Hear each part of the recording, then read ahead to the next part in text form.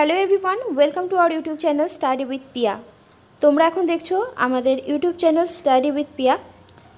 তোমরা যদি আমাদের চ্যানেলটি প্রথমবার ভিজিট করে থাকো তাহলে অবশ্যই সাবস্ক্রাইব করে পাশের বেল আইকন প্রেস করে রেখো এবং তার সাথে সাথে অল নোটিফিকেশান অন করে রেখো। আজ কথা বলবো পিএসসি ক্লার্কশিপের টাইপিং টেস্ট নিয়ে। টাইপিং স্পিড তোমরা কিভাবে বাড়াবে এবং কিভাবে প্র্যাকটিস করবে সমস্ত কিছু থাকছে আজকের এই ভিডিওতে। তো ভিডিওটি প্রথম থেকে শেষ পর্যন্ত দেখো, আশা করি ভালো লাগবে। ভালো লাগলে একটা লাইক করে যাও, কোন জেলা থেকে দেখছো অবশ্যই কমেন্ট করে যাও, কোনো কিছু সাজেশন থাকলে অবশ্যই কমেন্ট বক্সে কমেন্ট করো। তো পিএসসি ক্লার্কশিপের জন্য আমি প্রথম একটুখানি তোমাদের কয়েকটা জিনিস একটু মাথায় রাখতে বলবো। তোমরা যারা পাশ করেছো তাদেরকে অনেক অনেক শুভেচ্ছা। আর কয়েকটা মাত্র স্টেপ বাকি রয়েছে, যেগুলো হলেই কিন্তু তোমরা তোমাদের সেই চাকরিটা পেতে পারো। তো মোটামুটি 95% মতন কিন্তু এখনও পর্যন্ত কমপ্লিট হয়ে গেছে, সামনে আর মাত্র 5% বাকি। তো ক্লার্কশিপ পরীক্ষায় অবশ্যই ইংলিশে যারা তোমরা টাইপিং টেস্ট দেবে তাদেরকে 200টি শব্দ লিখতে হবে 10 মিনিটের মধ্যে, অর্থাৎ 20 WPM ওয়ার্ড পার মিনিট।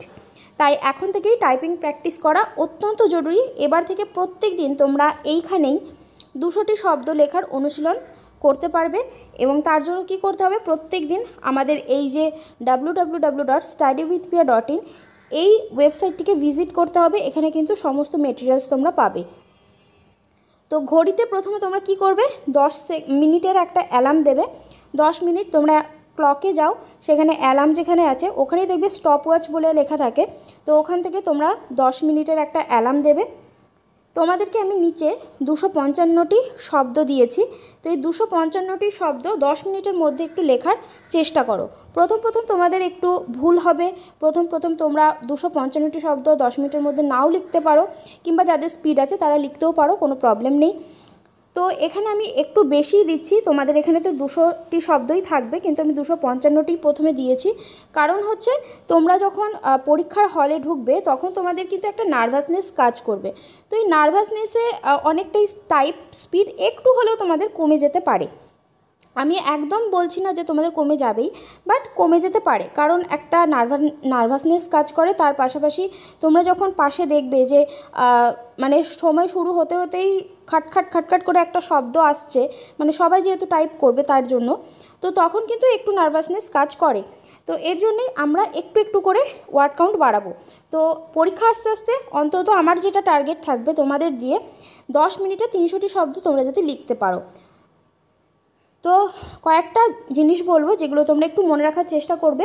সেটা হচ্ছে বেশিবার ব্যাকস্পেস যেটা আছে সেটা ব্যবহার করবে না, বা হচ্ছে ইরেজার যেটা ডিলিট বাটন এগুলো ব্যবহার করবে না। বানান ভুল বেশি করা যাবে না। যতটা পারবে সঠিক জিনিসটা দেখবে, আগে ভালো করে পড়ে নেবে, তারপরে একটা লাইন পড়বে আর একটা সেই লাইনটাই লেখার চেষ্টা করবে। নেক্সট হচ্ছে কনফিডেন্ট থাকবে, ওভার কনফিডেন্ট একদম হবে না। কারণ সেটাই যেটা হচ্ছে চারিদিক থেকে প্রচুর শব্দ আসবে তোমাদের এক্সাম হলে ঢুকলেই, সুতরাং ঘাবড়াবে না। যেটা তোমার নিজের লেখার সেটাই লিখবে, কারোর দিকে তাকাবে না, নিজের মতন করে শুরু করবে, ঠিক হয়ে যাবে। অনেক ক্ষেত্রে শোনা যাচ্ছে যে স্ক্রিপ্টটা কিন্তু যেটা লিখতে দেয় তোমাদের সেখানে কিছু বানান ভুল থাকতে পারে। ধরো আমরা যেটা স্মল বানান লিখি SMALL, তো এখানে ধরো এটা থাকছে না, ঠিক আছে, SMLL থাকছে তোমাদের যে স্ক্রিপ্টটা দেওয়া হবে সেটাতে। তো তোমরা কিন্তু সেই জিনিসটাই লিখবে, একদম ওভার কনফিডেন্ট হয়ে স্মল SMA লিখে দিও না আবার। কারণ অনেকে কি করে যে একটা লাইন প্রথমে পড়লো সেটাই লিখছে, কিন্তু তারা দেখছে না যে এখানে কি লেখা আছে এক্স্যাক্ট ওয়ার্ডটা। তো সেই জিনিসটা হতে পারে। তো এর জন্য আমি তোমাদেরকে দেখো এখানে 255টি শব্দের একটা দিয়েছি, একটা প্যারাগ্রাফ। তোমরা অবশ্যই এই প্যারাগ্রাফটাই লিখবে নিজেরা 10 মিনিট টাইম রেখে। এর পরবর্তীতে আমরা আরও একটু করে ওয়ার্ড কাউন্ট কিন্তু বাড়াবো। তো তারপরে কি হবে, যখন পরীক্ষা আসবে মোটামুটি 10 মিনিটে আমাদের যেটা ট্রাই থাকবে যে আমরা 300টা ওয়ার্ড যাতে কমপ্লিট করতে পারি, এবং সেটা একদম খুব কম ভুল মানে হচ্ছে 1টা 2টো তাও ঠিক আছে, কিন্তু 5টা 10টা যেন ভুল না হয়। তো এইভাবেই একটু লেখা প্র্যাকটিস করব আমরা এভরিডে। এই যে আমাদের ওয়েবসাইটটা আছে এখানে কিন্তু আপলোড করব, তোমরা অবশ্যই এটি হোম পেজে রেখে দিও, কিংবা আমাদের ডেসক্রিপশন বক্সেও লিঙ্ক দেওয়া থাকবে, কিংবা আমি তোমাদেরকে বলেও দিচ্ছি www.studywithpia.in, ঠিক আছে, studywithpia.in এই ওয়েবসাইটটা হচ্ছে আমাদের। তো এখানে গিয়ে কিন্তু তোমরা প্র্যাকটিস করতে পারবে। তো পরবর্তী আপডেট খুব তাড়াতাড়ি চলে আসবে।